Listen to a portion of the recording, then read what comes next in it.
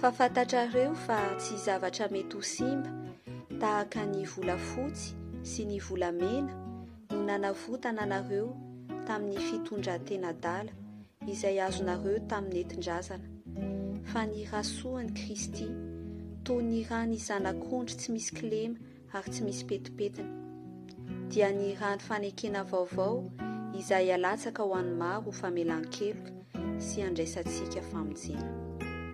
Ny rany latsaka.